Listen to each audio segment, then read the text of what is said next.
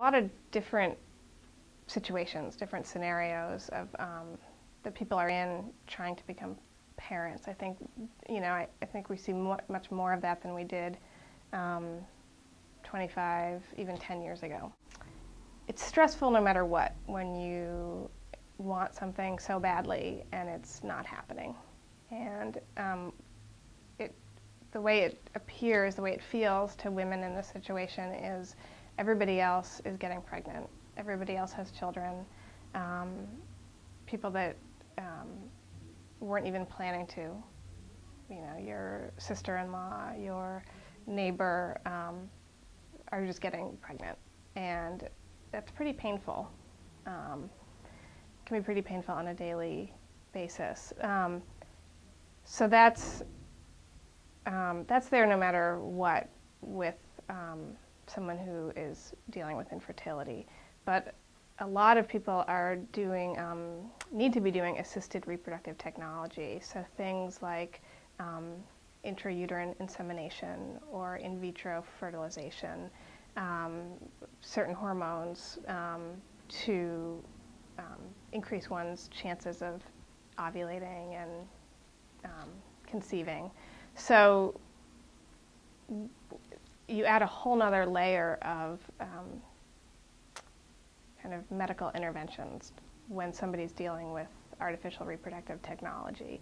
And the technology is amazing, and more women are getting pregnant because of it.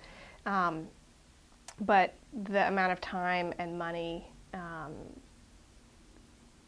that in itself can add a pretty big layer of stress.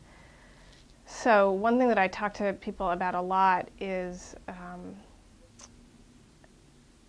if you look at animals and you look at the kind of environment in which animals, and humans included, conceive, we are hardwired to want to bring our offspring into a safe environment.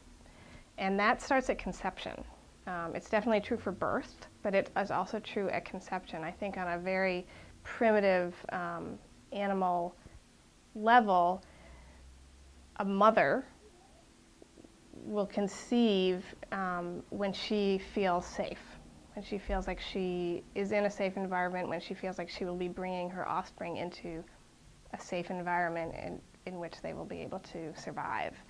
So what I'm referring to is something called the fight or flight response, and it's when if a mother is in there's two parts of the nervous system. One is the sympathetic mode, and that's the part of the nervous system that you're scared and you need to run from a predator in order to survive. And that's not the place that you're in when you are relaxing and you are going to be conceiving and bringing a child into this world. That's called the parasympathetic nervous system, and that is when we know we're safe, we're relaxed, we're able to sleep. And most animals still have that ability. Most mammals at this point, they'll be able to pick a safe environment, have their offspring.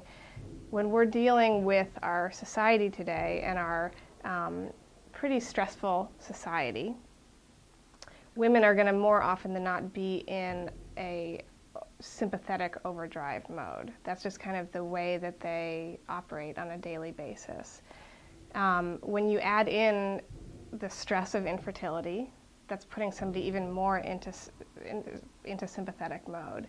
When you add more medical interventions and more procedures, financial difficulties,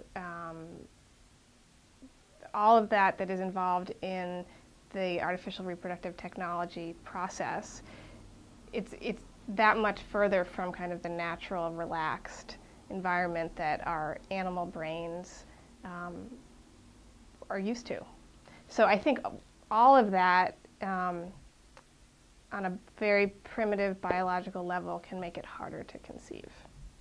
Well, whatever we can do to reduce stress, to improve the relaxation response, to shift somebody out of sympathetic overdrive and more into that parasympathetic, kind of deep, relaxed state, the much better her chances of conceiving. And there's a lot of things that women can do. What we've seen from studies are there's a lot of evidence supporting acupuncture in terms of its ability to very quickly and efficiently relax the nervous system. And it can, when acupuncture is done on a regular basis, in some ways we're kind of retraining the nervous system. So it's beneficial for somebody to receive acupuncture, months before trying to conceive, or months before trying something like IVF. And it's also beneficial if acupuncture is done immediately before. I'm talking like half an hour before an IVF procedure and immediately after. There was a study in 2002 that where they did that. They did a certain protocol, a certain number of acupuncture points, 25 minutes before an IVF procedure and 25 minutes after.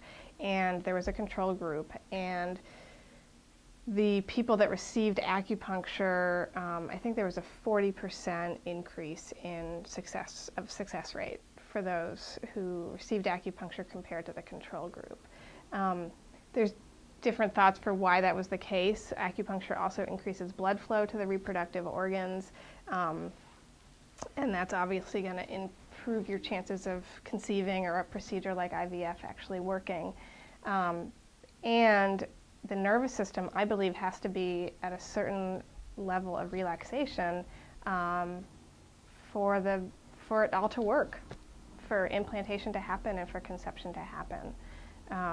Yoga is extremely relaxing for most people, whether or not you're a man or a woman, or whether or not you're trying to conceive or not.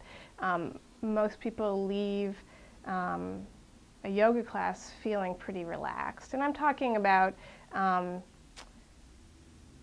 most forms of yoga, but especially kind of restorative yoga where there's a good amount of meditation and a good amount of attention paid to breath work and centering. So a real kind of cure for common stressors of one's daily life. So many different tools that we have for finding relaxation, and I think for some women, intense exercise works for them. For other people, a nice hot bath works for them. So I often counsel when somebody is able to do all three of these, to do acupuncture, to do mind-body medicine, and to do yoga as much as possible, that her whole experience of the infertility journey might look different. It might look very different. And our actual goal with the program is not for a woman to get pregnant. I mean, that's the goal of artificial reproductive technology. And it is a goal, but it's not the primary goal for us. The primary goal for us is really to decrease a woman's stress level and to increase her level of happiness and overall sense of well-being. And a nice side effect is that there's a higher likelihood that she will conceive. But we're really looking at quality of life.